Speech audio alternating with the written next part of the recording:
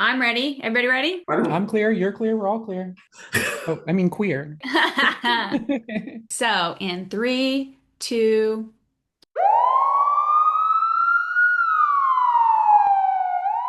welcome to the RFP podcast, where courage meets community. We're here to uplift LGBTQ plus first responders and their allies with real talk, bold stories, and unapologetic pride. Whether you wear a uniform, love someone who does, or simply care about building a more inclusive world, you are in the right place. Let's spark some change, break stigmas, and have a little fun along the way. I'm your host, Katie. I'm a licensed clinical professional counselor and a Leo spouse. I'm your host, Nicola, EMS Lieutenant and President of Responders for Pride. This episode is going to kick off our new Spotlight series, where we're going to shine light on the lived experiences, leadership, and resilience of our LGBTQIA plus voices in the responder world. From the front lines to the home front, these stories are raw, real, and ready to inspire. With that, we'd like to welcome our first guest, Sarah Corrigan. She's an emergency vehicle driver, or EVD. Welcome to the show. Hi. Thanks for having me, guys. Absolutely. We're so thrilled you're here. I'm really happy you could make it. So it's going to be exciting. Yeah, I'm excited to do it. I'm glad you guys invited me. Yeah, absolutely. So could you tell us a little bit about your path into your current role and what kind of drew you into this position and this line of work? You mean as an EVD? Yeah. So most people are they're kind of caught off guard when they ask me why a fire department, like why do that?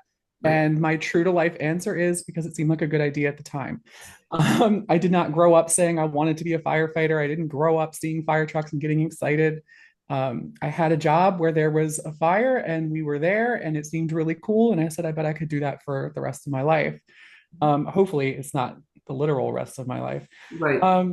But to be an EVD, so in my department, EVDs, we strictly drive trucks, not engines. We're no longer in the medic rotation.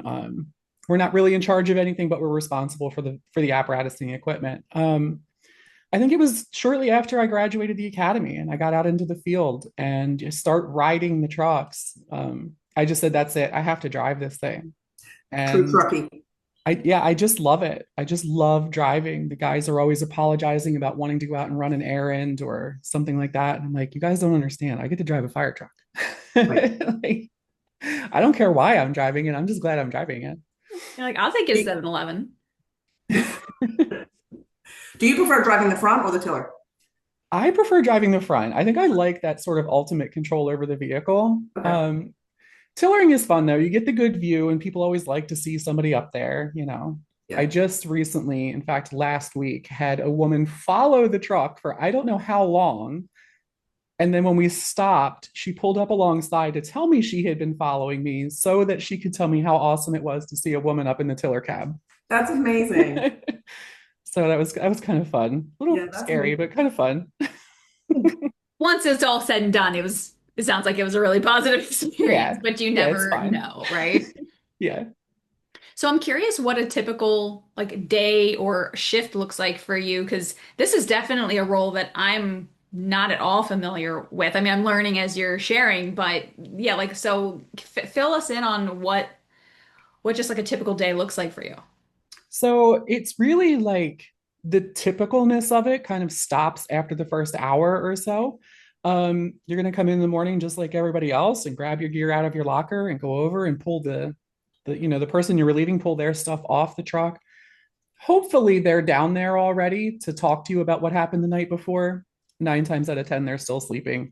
So you're going to pull that stuff off. They'll hear you making noise. They come down and you get the report from the night before, whether or not they got fuel, is anything missing, broken, needs to be cleaned, whatever, because that's going to fall on me. Not just making sure that we have everything we need, but making sure that it's ready for service. So once all my stuff is on the truck and I'm signed into the computer and everything, it's time to start going around the truck, go through every compartment on there, make sure that nothing's missing, that they didn't miss something the night before. We have, we carry EMS equipment too. So you got to go through that. You got to inspect that bag and make sure that you have everything, because nobody wants to be the first unit on a non-breathing and say, crap, I don't have I don't have a bag valve mask, Yep. that's a bad look. Once that's done, then we're going to go ahead and inspect the vehicle itself. So fluid levels, tire inflations, tread, all of that stuff, we're responsible for that. Once that's done, I usually wait a little bit because I don't want to do this part because it's loud while everyone's still kind of like waking up in the morning. But you have to inspect the power tools. We're running all the saws, we're running the rescue equipment, starting the truck up, tilting the cab, checking the fluids. All right, that one doesn't really happen as often as it's supposed to, but we are still responsible for it. Once that part's all done, we just kind of get to sit around like the rest of the firefighters and stuff. Hurry up and wait, right? Breakfast, go up and eat breakfast, and then it really is just kind of waiting to see what the day is going to bring. Sure. Okay, I have to ask because you said like checking all the compartments, and in my head, a fire truck is like the cargo pants of a vehicle. Like, I mean, how many compartments do you have to Oh check? God. It kind of depends on the truck. So tiller trucks tend to kind of have more compartments, I think, than the rear mount straight trucks, but it's anywhere between 13 and 15 compartments that we have to check. Okay. Not including what's inside the cab. Okay, I was thinking like 50 plus. Oh That's just my no. imagination. Well, you have to remember some of these compartments are 6 and 8 feet wide. Yeah. Okay. Well, Wow. maybe not Hold a that lot much, of but they're a equipment. good 5 to 6 feet wide, some of them, and they run all the way through the truck. Wow. Okay. All right. Mhm. So they're big. Yeah, it's we're talking a 36-ton rolling tool shed. Yeah, that is a much better analogy. Yeah, so the truck carries all the power tools to be able to, like, if somebody is stuck in their car, too, to be able to open up that car to be able to get somebody out and stuff like that. So they've got a lot of tools. So, like, yeah, Yeah, we're no heavy rescue, but right. yeah, we like to think we don't need them, but sometimes you do. Yeah. Since that's your typical day, when you get out on these calls or anything like that, has there been a moment where you felt especially proud to be a first responder? Like, has there been that moment where you're like, I chose the right field? Um, I think people would probably say like I pulled up on a big fire and we put it out. I delivered a baby. I don't think that's my moment. We've all had those moments, and I don't think that's my moment. I think my moment was a year or two ago. We got a call for a psychiatric emergency. A young woman was feeling suicidal. And when we went, it was myself and three guys on the truck. And the guys basically were like, I don't know what to do with this. So we're just going to wait for the medic to get here, right? Tough Yeah. to picture. Um, but no, I went into her room and I started talking to her. And before I knew it, it's a long wait for a medic. We were sitting cross-legged. I was on the floor. She was on her bed. It was like having a sleepover. And I got to like actually watch in front of me sort of her mental state, her mental health improve a little bit. That's amazing. And the whole situation just like calmed down. She told me the story and we were just hanging out. And I think that's the thing for me is it's not those adrenaline rushes and it's not that gory glory stuff that some people are in it for. I think it's that seeing a person improve right in front of you, and it's not because of some medication somebody else invented or some tool that somebody else put together. You made that difference, and that's it for me. I agree with you on that. Like, you just gave me goosebumps because that's how I feel, right? Like that human connection moment where Mm-hmm. you see that change from talking to somebody, Mm-hmm. from walking them through something. Um, Exactly. so yeah, that's amazing. Love Mm-hmm. that.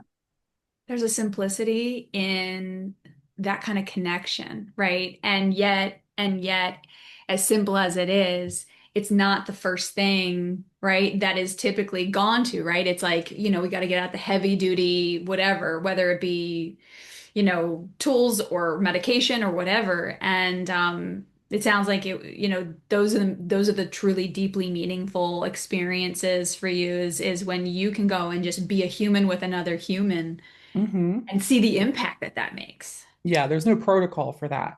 You No, know, we go out on these calls and you see or you hear what you're going for, and your brain immediately starts to scan down the protocols that you've memorized, and you're coming up with a treatment plan before you get there. And you're like, well, I know I have this, this, and this in my bag, and I can use it. But then when you get there and there's nothing in the bag for what's going on, it's all you now, yeah, you know? yeah, So those are the ones I love. Those are the real challenges. yeah. Mm, yeah. I mean, thank you for sharing that. I think it sounds like we can kind of all relate to those moments in our work.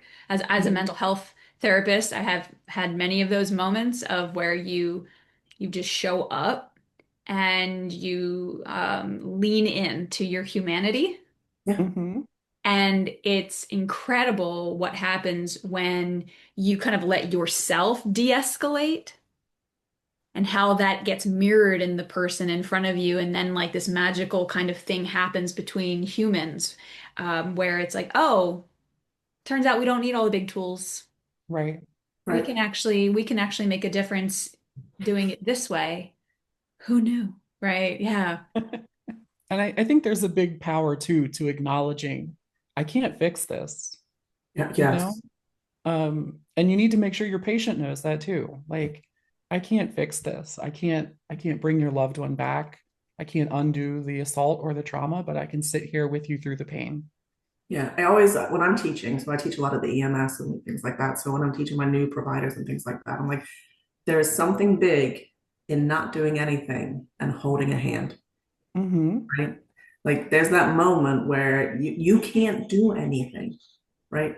And just holding their hand or talking to them or listening to them or sitting in silence, Yeah, right? just It's listen. sometimes what's needed.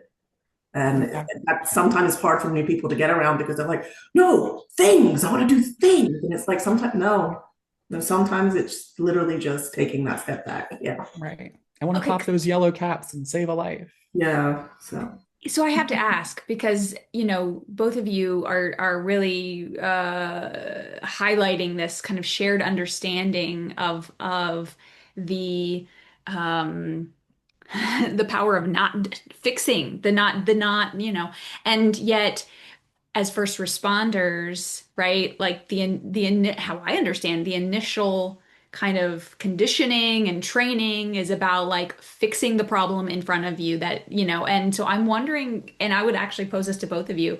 At what point in your career did you start to kind of, I guess, realize that there are situations or there not even situations, but there is this value in kind of doing less and accepting, allowing the situation, that's out of your control to be. Does that make sense? Mm-hmm. I can tell you almost exactly when that happened. It was when I stopped running on testosterone. So we're talking about three years plus a couple of months, plus a month or two. Yeah. Because I feel like when I was running on testosterone, I had to fix everything. You know, that's just how my brain worked. That was my personality, sort of. Something's broken and you need to fix it. And if you can't fix it, then it's time for like agitation over the whole thing. And now I very much acknowledge that I can't fix most things, but that I can at least be there while it's happening and not leave somebody alone to fight something by themselves. How long ago was that? What's that? The that I started the medical transition. Well, just that moment you said you're like, when I stopped running on testosterone, I was just wondering, is that like in terms of a chronological journey, how long? So I would say like when I really started taking testosterone blockers and replacing that with estrogen. So that was April 26th, 2022. Okay, okay. So you've got this like handful of years of this like pretty big turnaround around how you approach your work Yeah. and a lot of things probably. Yeah. And it's great. I love it. It's also been over 3.5 years of one-on-one therapy. So Mhm. Yeah, right. Yeah. yeah. yeah. Helps too. That does If you're help, watching this and you don't have a therapist, get a therapist. you know? Amen. Absolutely. If you're watching this and you have a therapist and you know someone who doesn't, get them a therapist. Yeah. There's a podcast out there called You Need a Therapist. Just a shameless plug there. I was on it once. So Nick, so same question. I wanted to ask, yeah. Yeah, so I like coming in as a new provider, new paramedic, right? And you're just doing all the things. And like literally, you're like, I can give all these medications to save this life, right? I can do all these things. I'm going to do all these things. Um, and I think it gradually changed for me, right? Like there would be times where like I can't do anything. Um, And then it got, I got promoted, and then I saw my paramedic struggling with it. And I was like, these are the moments that you need to like highlight and be like, this is when we don't do anything. And I think it was a gradual change for me. COVID changed it a lot too, I would say, right? Because there were moments where we really couldn't do anything. And like bringing back again that human connection, and sparking it in someone else too, right? So during COVID, we couldn't take family members with us. We couldn't take them to the hospital. I remember distinctively working a cardiac arrest, and everybody's doing all the things because we want to get out the house because COVID, we don't want to get it, right? We're bringing this person out of the house, we're doing all the things, and the family's there and they're crying. And I'm like, everybody stop, right? We've got the things going that needed to go. We're still doing like the chest compressions, we're doing all the things. And I said, I'm going to be honest with you. It does not look good. Do you want to come over and say goodbye before we leave? Right. And taking that moment to, because we couldn't fix it. We knew that there wasn't a high chance of bringing this person back, but bringing the family over to have that human connection, to say goodbye. I think that moment really was like, this is how things need to be. And like I had one of our providers afterwards, she came up to me, she was like, I didn't think it was real until you did that. And that was very early in COVID. And that honestly was the big moment of switching over. There had been gradual changes, gradual moments, right? Like that were leading up to it. But that was the moment where I was like, this is what needs to be taught to these providers and these people. Yeah. Makes sense. Yeah. I think a lot of us do have that experience of like learning. It's like tiny little step after tiny little step. And then you've made it so far. And then suddenly you're just like, all right, I can stride now. This makes like it settles and you're like, okay, this adds up. This is how we have to do it. Yep.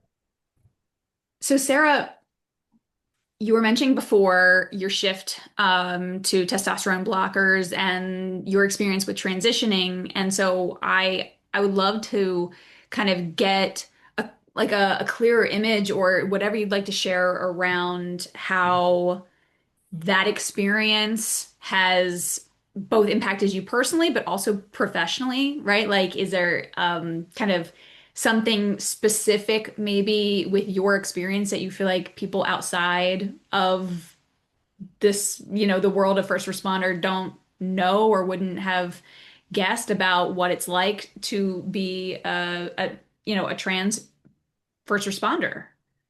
Um, I'm not really sure like exactly how to answer that question, but I can tell you I went from being miserable in almost every stage of my life, every part of my life, to being like excited for every part of my life a lot of times. Um, there is nothing in the world like authenticity. And I would have never known that until I started actually living authentically.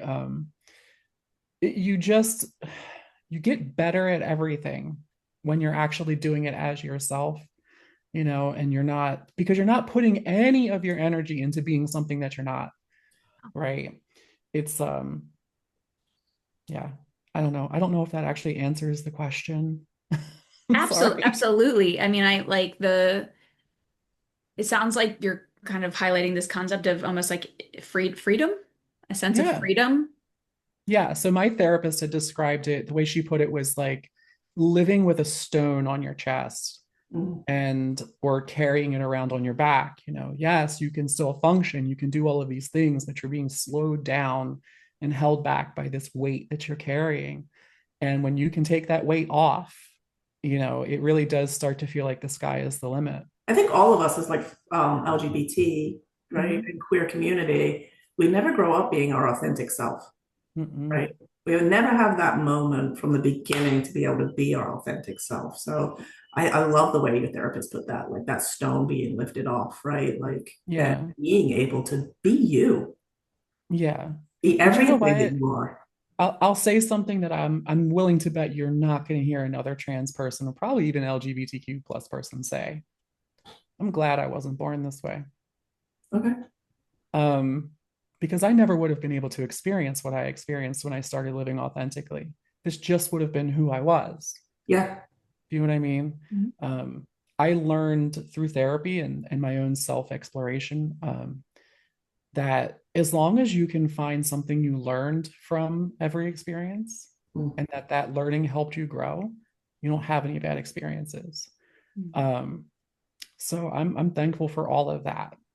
That is such a post-traumatic growth Okay, so this is the mindset, second can I time just goosebumps. say? Like, Yeah. like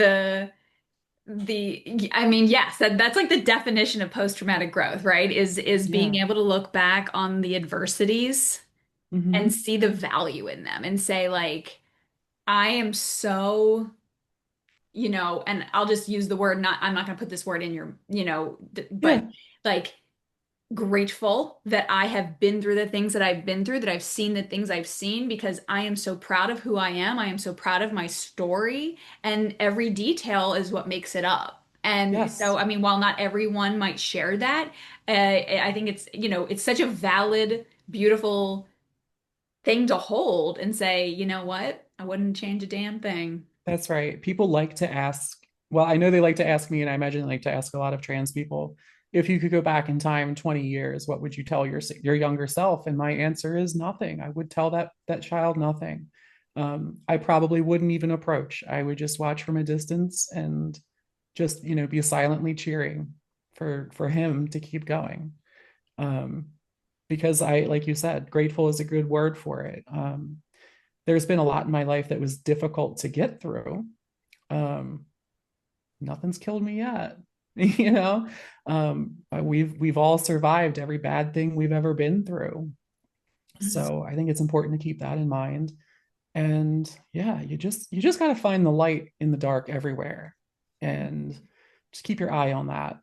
And if there's any firefighters out there that are watching or listening to this, um, you know that can be literal, right? You're trapped in a room or not even trapped, but you're just in a room and it's completely dark, whether there's just no light or there's just so much smoke, and you can find that one piece of light, um, that one hand light in the distance, or a helmet light, or maybe just an SCBA sentinel that's glowing just in the distance a little bit. And while you know that you don't need to go to that person, you can orient yourself off of that, right?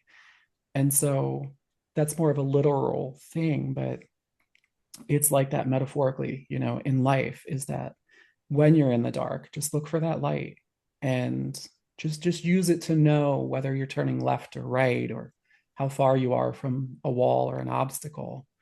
And just keep moving and just keep breathing, and you're going to get out of it. It's my time for goosebumps. Right? It's so Because I'm good. a very visual person. So I saw that very vividly in my mind. I really appreciate you offering us Sure.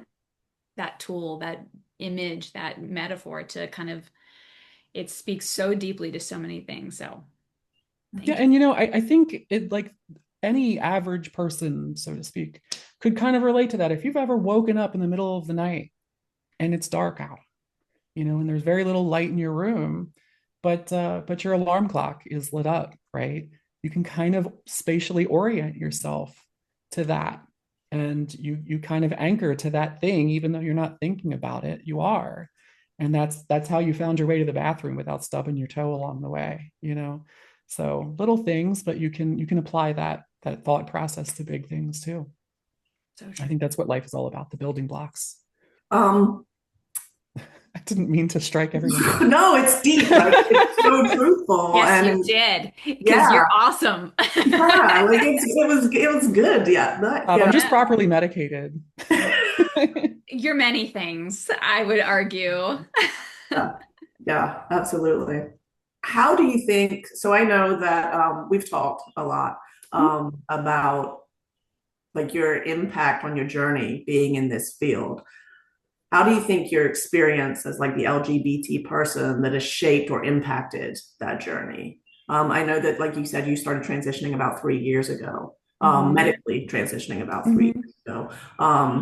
And we know that Baltimore City, they got the news in, they were talking and doing things like that. So how do you think that's been impacted on your journey? How have those things impacted me?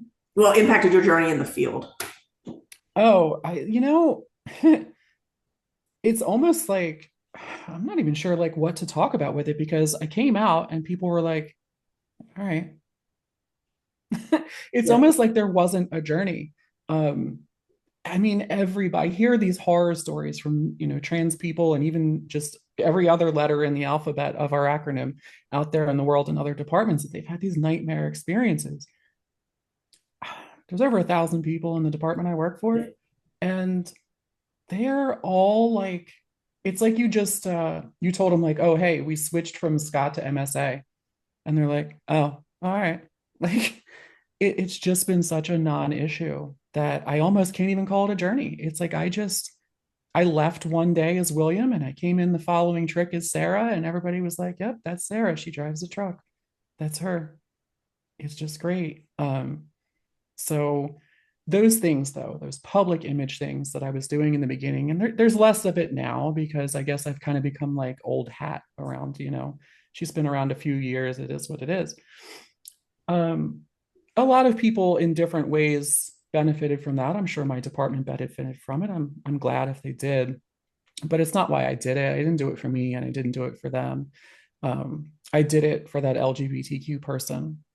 Like when I did the news interview, I did that for that LGBTQ person who's sitting on the couch at home who always wanted to be in the fire department and felt like I can't do that. I'll never make it. I can't be with people, with all those cishet people all day long. They're going to eat me alive. I wanted them to see that yes, you can. Yeah. Yeah, you can do it, and you should do it. That's what it's all about for me. When you feel like being openly queer felt like a source of strength in your role.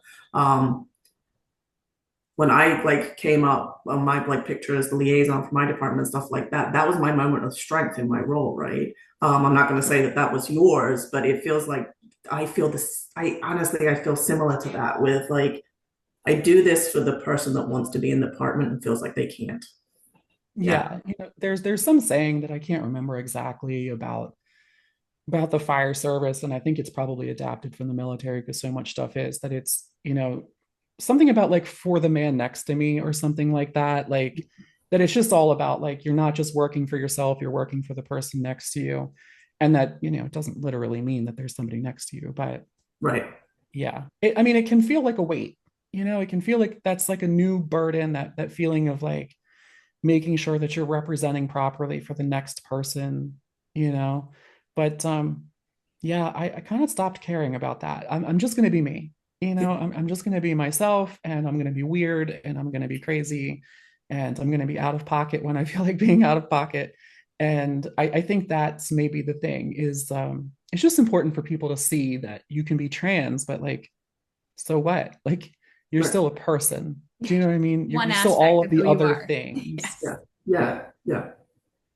So something that you just mentioned really has stood out to me, and that is just how deeply rooted the first responder experience is in community, right? There's like this inherent the person next to me, right? And like you said, yes, that's also inherent in like military culture, right? There's I would argue even like that conditioning that needs to happen in order to consider yourselves one so that you can succeed in the task, right? In the job, if I'm right. Mm-hmm. So what's interesting though is right is like then there's like queer community, right? There's this space over here that typically is completely separate, right, from the professional community, we'll just say. I'm wondering, how do you interact with, embrace, juggle, however you want to say it, those two communities in your lives? Like, do you see them overlap, or do they stay pretty separate, or Well, I mean, I'm far from being the only queer person in my department. right? I'm sorry if anybody's listening and they don't like the word queer, but it's one that I use for myself. Um, Same. Sometimes it's easier than explaining how many of those letters apply to you, right? Like just go with the Q. I'm queer. It's fine. And it used to be a slur, but we've kind of taken it back. Um, I don't know. I think it's just whatever comes up, I just deal with it. That's very much my life. So if it's an issue from the LGBTQ community and it's just that, then I just deal with that. And if it's something that overlaps, um, I do love though when it sort of overlaps. Like I love when those two worlds kind of collide. And we show up, like my truck on my shift will show up to somebody's home and there's a queer person that lives there, and we can kind of collide those worlds. And it's like, I'm here to solve your problem in the emergency, but I'm also here to like connect with you. I love that. I love that. And it seems like it's always been a pretty good interaction with the citizens. COVID sucked, but one nice thing about COVID was I could draw a little pride flag or a little trans flag on my mask and wear that. And then people just, you just knew. And because I know what it's like when you can walk into a place or like this podcast right now, if you were just browsing and we saw the flag, the little tiny flag on your shelf back there, it's nice as a person that flag represents to see that flag in places. That symbol, it matters. It means something. It signifies something. And also, and this is kind of part of my spiel when I like teach on LGBTQIA competency for clinicians, is that also there's got to be something behind the symbol, right? There's got to be, you have to carry a backing of some kind of true, sincere allyship. Mm-hmm. Because I think sometimes people, especially in more recent times, have kind of usurped the symbols and smacked it, smacked a sticker on a window and said, "Hey, Mm-hmm. we're allies." And it's like, well, what does that mean? Mm-hmm. And so, but speaking to kind of like your point around, but when we see that symbol, there's something that happens, I think, viscerally, Mm-hmm. right? To where it's kind of like, right? Yes. Yes. But you are absolutely right about displaying the flag, the stickers, all of these other things, wearing the shirt that you bought at Target. Um, it's right up there with something I read a year or two ago about how there are so many wonderful, good-hearted women in the world who will say, if you're gay and your mom doesn't disown you or whatever, I'm your mom now. And this post was cautioning people against saying that because you're going to find somebody who's at the bottom rung, right? And their grip is slipping. And you say, I'm your mom now, that means a lot. And you got to be ready to back that up, right? Like we say all the time, back up your bullshit. You know, don't hang that flag out there just to what they call it virtue signaling. That's not what we're interested in. Yeah, we love to see that flag, but when we see that flag, that's like a lighthouse. You can't have a lighthouse and not have the light on. um, and it's like a port in a storm. We just feel like even though nothing's happening right now, that if something bad happens, that's a place I can go. Make sure that's a place we can go. Yeah. Make sure you're ready. My pastor says that God, how did he put this? If you say that you stand with the LGBTQ community, but you're not getting hit with any rocks, you're not standing close enough. Oh, Wow. Yeah. So yeah, I don't need a spectator, Yeah. right? Yeah. Plenty of Right. them. Right. Kind of take a pause and ask yourself, who am I doing this for? And Right. am I ready and able and willing Mm-hmm. And it's to fine if you're not. It's exactly fine right. if you're not. absolutely. Don't don the uniform if you're not ready to fight the fight. And you're bringing it today. I'm like, it's amazing. Can Like, you believe yeah. I worked a 24-hour shift yesterday and had a meeting before this? Oh my goodness. No, I wouldn't Yeah. even know. You don't look tired. You I was are gonna like, say, yeah. get it, girl. Has there been any like particular people or moments that have you felt especially like supported or affirmed in the job? Yeah. My lieutenant, when I first came out, I wasn't the first person in the department that I came out to, right? I mean, we had some out gay people in the job that they knew first because that's what you do, right? You find the sure thing where it's Yeah. going to be safe. But picture of me that was online leaked and it got shipped around the fire department thanks to GroupMe. And it was like, okay, you're up. It's time to put wood on the ball. We're going to have to do something here. And so I said, well, I'm going to tell my officer first, and then maybe we'll game plan about what to do. And then I'll go tell the rest of the crew. And then it'll just spread like wildfire from there about what the truth is of that picture that everybody saw. And I was scared.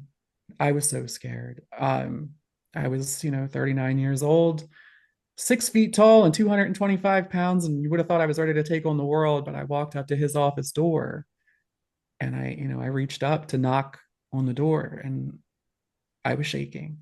But when I told him, he cleared his desk, he pulled up a second chair, he said, come on, let's sit down and have a talk. And I think that was probably the biggest moment of support. But it's all the little times. It's all the little times, and people don't even realize it. So if you're listening and you feel like you want to do something, you're not doing enough. I bet you are. I bet you are doing enough. Just the little stuff like getting my name right, using the right pronouns. It's everything. It's just everything. And when you can hear people talking about you from the next room, I don't even care if you're talking shit. You can be talking about me like I'm a piece of crap, but you use the right pronouns. But I'm the one who'll lean back in the chair from the kitchen and be like, hey, good job. Like, thanks. Gold star. I don't really care what you have to say about me, but as long as you said it right. Yeah. Right. It's inclusivity, right? Yes. I mean, it's just a respect thing. Yeah. It really is. Yeah. Well, and that idea that in that moment, I don't know, that example just kind of highlights this sense of equity around like, okay, yeah, you talk shit about everyone. Why not talk shit about me? But talk shit about me with respect. Mm-hmm. Let me tell you, I talk as much shit as anybody else. Probably more. I don't know. You're in good company. We have that culture a little bit though, right? Like the fire department culture. Yeah. We're going to sit around the kitchen table, right? And we're going to have those conversations, right? Absolutely. Yeah. Absolutely. I mean, yeah, I'm not you, a first you can't be afraid to lean forward at the kitchen table and say, hey, you know what? Stay out of it. You know what you're talking about. I'm just saying, I'm not a first responder, and I'm the same way. So I'm just saying. Yeah, I mean, it's just survival skills, Yeah. So I think that's a good kind of point to start wrapping up for our conversation, at least today. Okay. But is there anything else that you want to share? Is there anything from resources that have been valuable to just important experiences that you've had that you think would be valuable to our listeners and to just share with the world in general? Um, specific things like just find it wherever you are, right? Because you could be anywhere watching this or listening to this. Just find your local organizations and just reach out. And if something strikes you that like maybe I should do that, do that. If you see a happy hour, an LGBTQ happy hour posted somewhere, and you're like, I wonder if I should go to that. Stop wondering and go. A pride festival, go. Just any of it, just go. You never know what is. I don't care what your belief system is. Everybody believes there's some power that's going on around us, whether it's a religious thing or it's just the universe. There are things in the world and in the universe for you, and the universe wants you to have them. So it's like sending them to you, little hints and stuff. Go get it. Like, go get it. Don't be afraid. Just go out and get it, and just be like wide-eyed open, like eyes wide open. Christ, there it is. There's the mental drain starting to happen. Just grab it. Just grab it. And if it's hot and it hurts, throw it down and walk away. Like, you just got to do all the stuff. Love that. I don't know. You'll find it, like whatever it may be, because what was good for me, it might not be good for you. But you got to grab a lot of stuff to find the stuff that's good for you. So just do it. Just do it. Eyes wide open and like experiment is what I'm hearing you say. Try things. Kind of, yeah. Just try stuff. A big thing for me has been just give people a chance. A lot of us will sit home or we'll sit in a corner of our station and be like, I don't know, they're probably going to hate me for this, or they're probably going to pick on me for this. Yeah. Just go. Just let it, just take that shot. Like, you know, a captain once told me, and I hated him for this at the time, they can't eat you. Okay. They can't eat you. So don't worry about it. So what? They were jerks. Okay. Well, now you know, but Yeah. maybe they're going to be great people. And it's not fair for you to not give them a chance. Mm. And that's what I learned in my department. I was afraid for 18 years to come out or to say anything or to tell anybody what was going on inside of me. It wasn't fair to them. Mm. That's the thing. I felt bad because it wasn't fair to them. And they all turned out to be wonderful. So, and that's Baltimore City. Okay. Yeah. It's one of the tougher cities, one of the tougher departments, but they're great people. Mm. We're hiring. Please apply. Love that. We need people. Good plug there. Yeah. No, I think that's a beautiful sentiment. I think it highlights how, when we kind of make a decision, a blanketed decision about the world, we in theory, sure, yeah, we do protect ourselves from hurt, but we also um keep ourselves from joy, right? From Yes. connection, from all the other wonderful things, right? Because it's always a mixed bag and there will always be a variety of experiences that come with it. You will get hurt and you will also find connection. And Mhm. so you can't pick and choose. It's kind of like you either dive in and you take the risks and you get what comes, and that's a mixed bag of things, or you kind of ensure that sense of maybe safety, but also probably a lot of loneliness. Yeah. Don't be afraid to let your pieces get broken because sometimes those cracked edges are how you fit in later. Um, yeah. You have to when you have those mutual experiences, good and bad, and we're talking about the bad ones right now, that's how you connect with somebody. Maybe you need, maybe you need to get hurt a little bit. And then that way you will be able to better understand somebody later on and you'll make that connection. And that connection is what was meant for you in your life. It's what you needed, but you would have never made it if you didn't have the past trauma, essentially.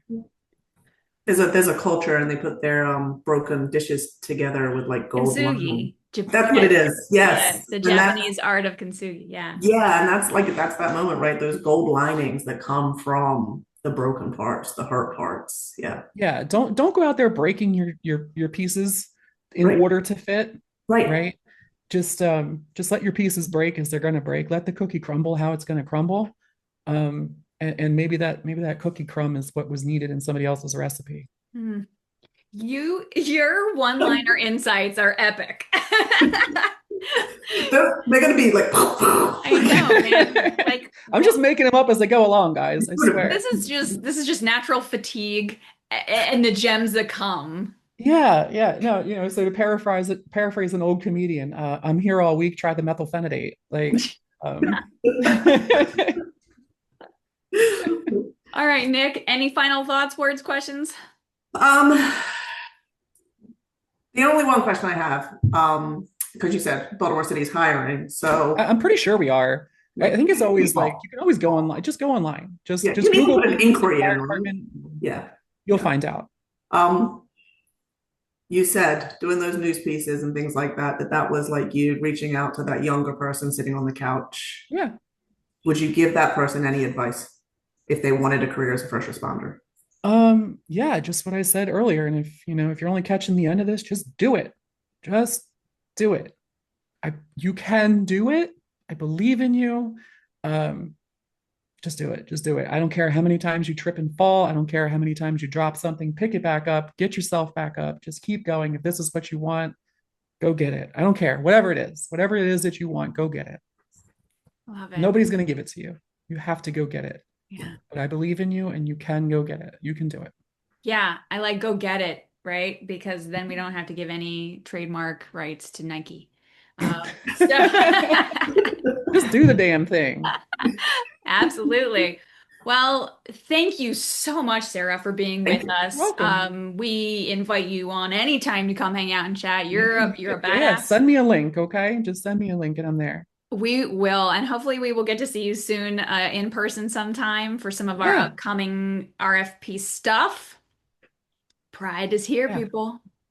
Pride Month has begun. yes. But for today, that is a wrap on our first Spotlight Series episode. And if you were moved, inspired, or just reminded that you're not alone, please share this episode with someone who needs to hear it. And don't forget to subscribe, leave a review, or follow us at Responders for Pride on Instagram and Facebook to keep the conversation going. Until next time, stay proud, stay safe, and keep showing up for yourself and each other. Thanks, everybody.